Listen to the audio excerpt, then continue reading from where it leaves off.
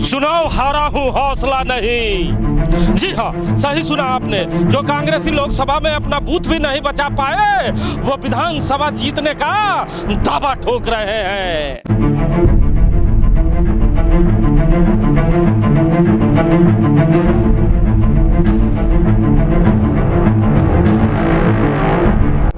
जी हाँ, इस समय हम लोग बात बोकारो जिला और बोकारो विधानसभा के साथ साथ बोकारो जिले के दूसरे विधानसभा क्षेत्रों की बात कर रहे हैं, जहां पर कांग्रेस पार्टी के राजनेताओं ने अपनी तरफ से विधानसभा को लेकर दावेदारी कर दी है।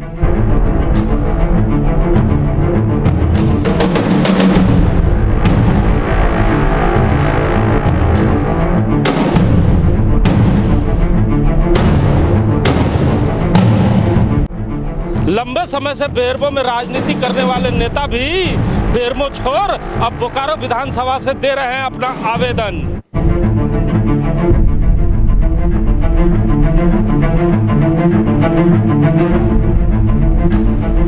कांग्रेस पार्टी से लंबे समय से नदारद रहने वाले नेताओं ने भी इस बार अपना दावा ठोका है, अपना आवेदन देने का काम कर दिया है।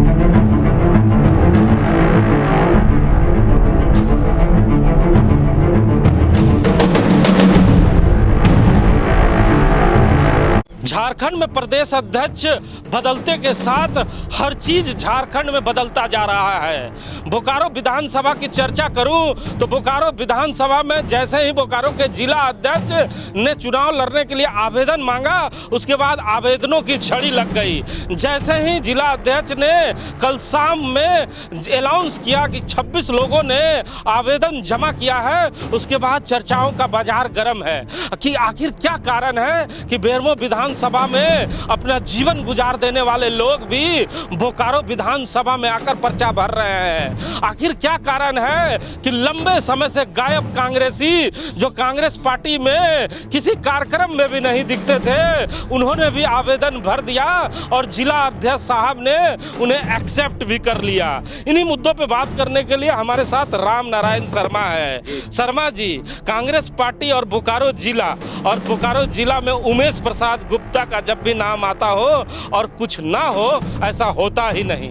जी बिल्कुल, जब से इन्होंने जिला अध्यक्ष का पद संभाला है, कुछ न कुछ नया देखने को मिलता है और कुछ न कुछ देखने को मिलता है कांग्रेस पार्टी में। और अब देख लीजिए कि जैसे ही आवेदन मांगा गया तो सबसे ज़्यादा आवेदन बोकारो विधानसभा के लिए दिया गया कांग्रेसियों की तरफ से। और सबसे बड़ी बात है कि ऐसे लोगों ने भी इस बोकारो विधानसभा के लिए आवेदन किया है जो बोकारो विधानसभा को कभी अपना कर्मभूमि बनाते नजर नहीं आए हों, जो लंबे समय से खामोशी की चादर ओढ़े रहे हो, उन्होंने भी आवेदन देकर और फोटो खिंचवा लिया और अध्यक्ष महोदय से कहा कि हमारा भी आवेदन पहुंचा दे। और आप देख रहे हैं कि 26 कांग्रेसियों ने बोकारो विधानसभा के लिए सिर्फ आवेदन दिया है, जिसके बाद लोगों में जबरदस्त चर्चा है कि कांग्रेस पार्टी में जब भी कोई कार्यक्रम होता है 26 लोग भले ही कार्यक्रम में नजर ना आए, लेकिन प्रत्याशी का नाम आते ही 26 लोगों ने आवेदन भी दे दिया है। अच्छा, इसमें चौंकाने वाले कई तथ्य हैं जिसपे खूब चर्चा हो रही है। सबसे पहले तथ्य के बारे में आपसे जानना चाहता हूं। इसमें एक नाम है राकेश महतो जी का, जिनका आवेदन जिला अध्यक्ष ने एक्सेप्ट कर लिया है, उसे रांची भेज दिया है। हमें नहीं लगता कि पिछले 5 से 7 सालों के बीच हम लोगों ने कभी भी इस शख्स को कांग्रेस पार्टी के किसी कार्यक्रम में देखा है। हमें नहीं, कांग्रेसियों का ही ये कहना है। आप कांग्रेस पार्टी के किसी भी नेता से बात कर लीजिए तो वे भी चौंक जा रहा है कि ये राकेश महतो कौन है। वो खुद पूछ रहे हैं कि कौन है भाई ये राकेश महतो जिनका आवेदन एक्सेप्ट किया गया है। तो कांग्रेस पार्टी ही उन्हें नहीं पहचान पा रही है कि आखिर राकेश महतो कौन है जिन्होंने आवेदन दे दिया है। तो हमारा तो कोई लेना देना नहीं है, लेकिन कहा जा रहा है कि आखिर वे कहाँ थे इतने दिन, अब अचानक से आवेदन लेकर प्रभु हाजिर हो गए हैं और प्रभु सामने से आवेदन देते हुए नजर आ रहे हैं और कांग्रेसियों को ही चौंका रहे हैं जिले में। अच्छा, इसमें जो दूसरा शख्स का नाम आ रहा है, 2-3 लोगों का नाम आ रहा है, वो भी काफ़ी चौंका रहा है। कहा जा रहा है कि बगल में बेरमो है और बेरमो के एक कद्दावर नेता हैं और एक लंबे समय से राजनीति कर रहे हैं कांग्रेस पार्टी के नेता अशोक मंडल जी हैं और एक कद्दावर नेता साहब हैं जिन्होंने बोकारो विधानसभा से अपना आवेदन दिया है। बोकारो विधानसभा में आज तक किसी कार्यक्रम में इन लोगों को सहभागिता देखा है क्या आपने? राहुल गांधी आए थे तो उस रैली में बोकारो विधानसभा में देखा था क्या इन दोनों शख्सों को? या कोई भी कार्यक्रम बोकारो विधानसभा में डीसी कार्यालय पे प्रदर्शन में देखा था क्या इन लोगों को? नहीं, बिल्कुल। भारत जोड़ो यात्रा की बात करिए, कांग्रेस पार्टी के किसी भी कार्यक्रम की बात करें तो जिनका आप नाम ले रहे हैं कि अशोक मंडल जरीडी क्षेत्र से आते हैं, वही उनका कर्मभूमि है। लगातार वहाँ कांग्रेस के लिए काम करते हैं। और एक जो बड़ा नाम है कुमार गौरव जी का, जो पूर्व मंत्री राजेंद्र प्रसाद सिंह जी के पुत्र हैं और बेरमो उनकी कर्मभूमि है, लेकिन बोकारो विधानसभा से उन्होंने अपना आवेदन दिया है। तो आखिर अपने कर्मभूमि को इन्हें क्यों छोड़ना पड़ रहा है, इसके पीछे क्या दर्द है, ये तो वही जाने। लेकिन जी चर्चा कर रहे हैं कि बेरमो की स्थिति अब दयनीय है, वो देखकर पहले ही लोग भागने लगे। अब ये तो विपक्षियों का काम ही है कि आखिर जब आप अपनी कर्मभूमि छोड़ेंगे तो सच्चाई तो कुछ न कुछ उन्हें नजर आ रही होगी कि आप बेरमो जब छोड़ रहे हैं तो बेरमो में आखिर कांग्रेस पार्टी के जो लोग हैं, कांग्रेस पार्टी का जो संगठन है, उसको क्या हो गया कि उन्हें बेरमो छोड़ के बोकारो विधानसभा में आवेदन देना पड़ रहा है। लेकिन आप उन्हें छोड़ दीजिए, लोग प्रश्न जरूर पूछेंगे, विपक्ष तो पूछेगा ही, लेकिन ये जो चौंकाने वाले नाम है कि अपनी कर्मभूमि छोड़कर बोकारो की शरण में आ रहे हैं, तो आखिर बोकारो में ऐसा क्या है और बेरमो में ऐसा क्या नहीं बचा कांग्रेस के लिए? एक और शख्स है, मंडल साहब हैं इसमें, जो चंदन क्यारी से चलकर बोकारो में आवेदन देने आए हैं। ठीक है, चंदन क्यारी रिजर्व क्षेत्र है, वहाँ पर उन्हें मौका नहीं मिल पाएगा, लेकिन लोकसभा में अभी मौका मिला था। इन्होंने कांग्रेस पार्टी को खूब ऊर्जा दी, कांग्रेस पार्टी वहाँ लाखों वोट से पीछे रही। बिल्कुल, मैं वोटों में नहीं जाऊंगा। कांग्रेस पार्टी के राजनेताओं को भी पता होगा जब उन्होंने चुनाव हारा उसके बाद क्या किस विधानसभा क्षेत्र में परिस्थिति रही। और अभी जो है 20 सूत्री के उपाध्यक्ष जिला के देवाशीष मंडल जी, उन्होंने बोकारो विधानसभा से आवेदन दिया है। तो इसमें भी लोग चौंक रहे हैं कि आखिर कांग्रेस पार्टी में ऐसा क्या हुआ कि अपने अपने क्षेत्र को छोड़कर लोगों को बोकारो विधानसभा में ही कुछ विशेष नजर आ रहा है चुनाव को लेकर। इससे अगर बाहर निकले और राजनीति की चर्चा करें और जाति की बात ना हो तो लगता है राजनीति का अपमान हो जाएगा, क्योंकि बिना जाति के राजनीति हो नहीं सकता। तो जरा हमारे दर्शकों को पहले बताएं कि ये जो नाम है इसमें किन किन जाति के कौन कौन लोग हैं और कितने लोगों ने इसमें आवेदन दिया। बिल्कुल, मैं सबसे पहले बता दूं कि 26 लोगों ने बोकारो विधानसभा से आवेदन किया है। इसमें मैं विशेषकर बता दूं कि मुस्लिम समाज के 9 लोगों ने आवेदन किया है बोकारो विधानसभा से। वहीं भूमिहार समाज के 5 लोगों ने आवेदन दिया है कांग्रेस पार्टी से बोकारो विधानसभा से चुनाव लड़ने की इच्छा जताई है। राजपूत समाज से 2 हैं, मंडल समाज से 3 हैं और कुशवाहा समाज से 2 हैं, एक जादव समाज से है, एक दलित समाज से है, एक ब्राह्मण समाज से है और 2 अन्य हैं जिसमें खुद एक जिला अध्यक्ष भी हैं। जिला अध्यक्ष भी है, इन्होंने भी मौका नहीं छोड़ा है। तो जरा हमारे दर्शकों को बताएं कि जब धनबाद लोकसभा का चुनाव हो रहा था तो सबसे ज्यादा वोट इस बोकारो विधानसभा से किस जाति ने दिया है, जो अनुमान आपका है? जी बिल्कुल, आपने देखा होगा कि जब वोटिंग हुई और वोटिंग का जो रिजल्ट आया उसके बाद पक्का पता चला कि किस जाति ने किसको वोट दिया, किसको नहीं दिया। और इसमें आपने देखा होगा कि ओबीसी दलित समाज का झुकाव कांग्रेस पार्टी की तरफ साफ साफ नजर आया बोकारो विधानसभा क्षेत्र में लोकसभा चुनाव में। तो ये जो मुस्लिम समाज की आप चर्चा कर रहे हैं जिनमें सबसे ज़्यादा प्रत्याशी हैं, तो इसमें कई ऐसे नाम हैं जो बड़े चौंका रहे हैं, क्योंकि एक नाम तो कद्दावर नेता मंजूर अंसारी का है, लेकिन मंजूर अंसारी की तस्वीरें डाल कर जिसने अपनी पहचान बनाई हसनुल्ला अंसारी साहब की, उन्होंने भी दावा ठोक दिया है। तो अब मंजूर अंसारी साहब का क्या होगा? मुख्तार साहब निकल गए, हसनुल्ला साहब निकल गए, अब इन्हें पार्टी टिकट नहीं देगी तो ये नाराज हो जाएंगे। कल मंजूर भाई अगर टिकट भी लेके आएंगे तो ये तो इनका विरोध कर देंगे। जी बिल्कुल, आपने देखा कि मंजूर अंसारी साहब जिनके लिए लगातार काम कर रहे थे और जिनके साथ मिलके काम कर रहे थे, उनके पीछे वे भी आवेदन लेकर कार्यालय पहुंच गए कांग्रेस पार्टी के। और एहसानुल्लाह अंसारी, जिसको हसनुल्लाह अंसारी के नाम से लोग जानते हैं, वे खुद आवेदन देकर आए हैं। और कई ऐसे नाम हैं जो मंजूर अंसारी के लिए आने वाले समय में सिरदर्द बन सकते हैं कि आप अगर होंगे तो हम क्यों नहीं होंगे। और ये जो होगा चुनाव में बड़ा ज़बरदस्त टसन देखने को मिल सकता है हिमांशु जी, अगर टिकट ऐसे लोगों को मिलेगा। और मैं एक चीज़ बता दे रहा हूँ कि मुसलमान समाज ने जरूर यहाँ कांग्रेस पार्टी को एकमुश्त होकर वोट दिया और मुझे लगता है उसका असर भी इस विधानसभा क्षेत्र में दिख रहा है, जिसकी वजह से दूसरे लोग यहाँ ज़्यादा दावेदारी कर रहे हैं कि एक कौम तो है जो हमें वोट दे सकता है। अच्छा, मुसलमान का जो वोट है उस पर सबकी नज़र है, जी, जी। लेकिन मुसलमान पे नज़र किसी की नहीं है। चलिए आगे बढ़ते हैं, आपकी जाति पे आ जाते हैं, भूमिहार जाति पर।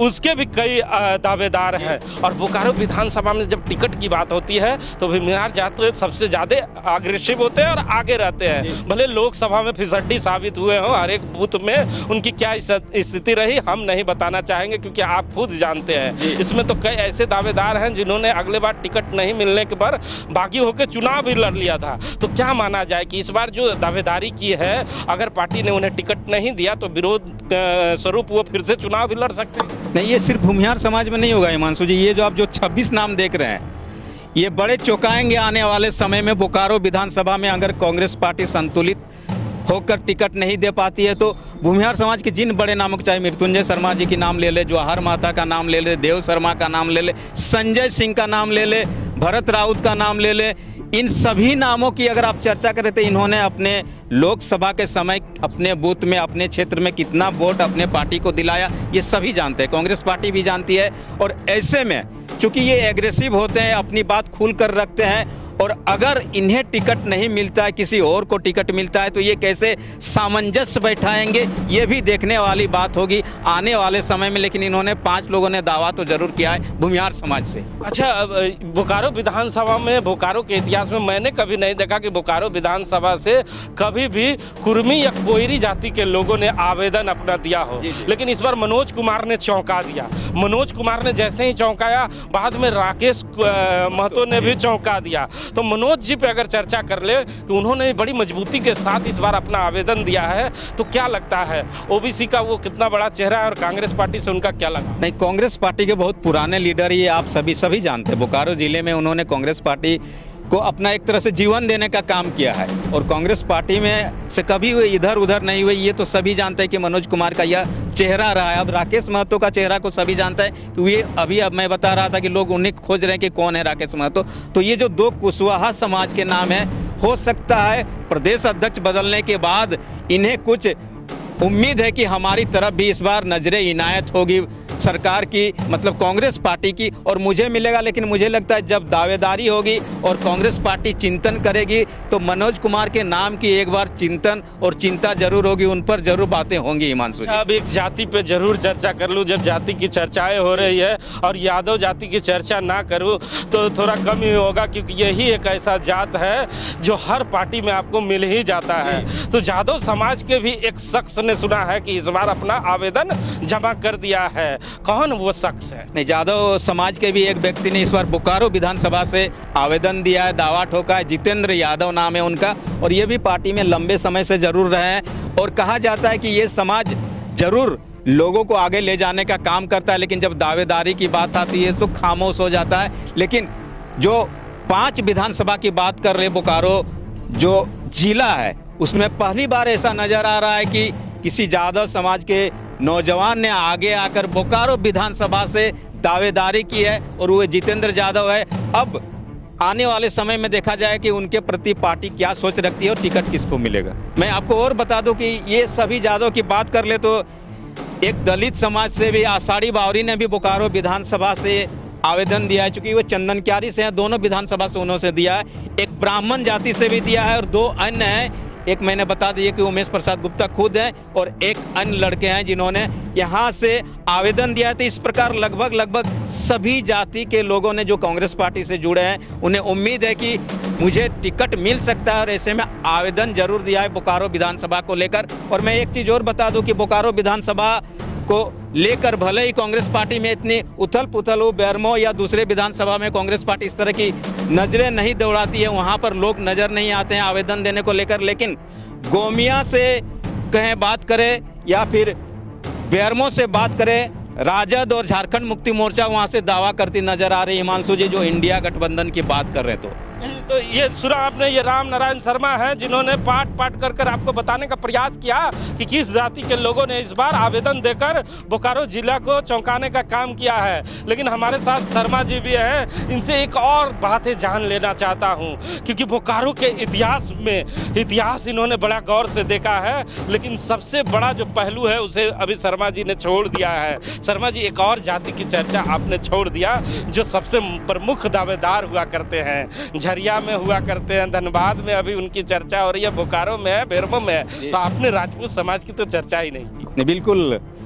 मैं बता दूं कि राजपूत समाज से बोकारो जिले में जब भी बात है, पिछली बार उनको टिकट मिला था श्वेता सिंह जी को और अच्छा खासा वोट लाया था, ये सभी जानते हैं। तो इस बार भी बोकारो विधानसभा से 2 राजपूत समाज के लोगों ने भी दावेदारी की है, जिसमें खुद श्वेता सिंह है और दूसरे बेरमो विधायक के जो अनुज है कुमार गौरव जी, उन्होंने बोकारो विधानसभा से दावेदारी की है। तो राजपूत समाज ने भी यहाँ से दावेदारी की है और कहा जाता है कि बोकारो में जब बोकारो विधानसभा से चुनाव लड़ने की बात हो तो श्वेता सिंह को इग्नोर नहीं किया कर सकती है कांग्रेस पार्टी।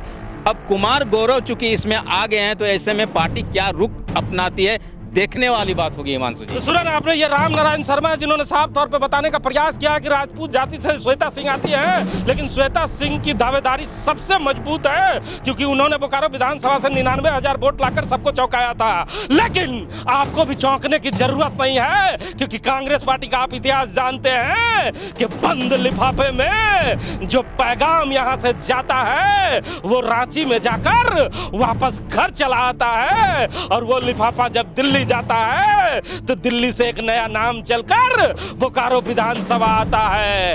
ये मैं नहीं कह रहा, ये कांग्रेस पार्टी का इतिहास कह रहा है कि बंद लिफाफे में जो नाम बंद कर लोकसभा में गए थे, अगले विधानसभा में गए थे, जिला अध्यक्ष के लिए गए थे, वो तमाम नाम दिल्ली में जाकर कहीं लापता हो जाते हैं और दिल्ली दरबार से एक नया नाम आता है जिस नए नाम पर तमाम कांग्रेसी चौंक जाते हैं। अब तो आने वाला वक्त बताएगा कि बोकारो विधानसभा से फिर से दिल्ली से कोई नया चेहरा चलकर आएगा कि पार्टी श्वेता सिंह पर विश्वास जताएगी या पार्टी इन 26 उम्मीदवारों में से किसी एक उम्मीदवार को इस बार कांग्रेस पार्टी का उम्मीदवार बनाकर बोकारो विधानसभा जीतने की तैयारी करेगी। कैमरामैन भोला के साथ जीपी हिमांशु।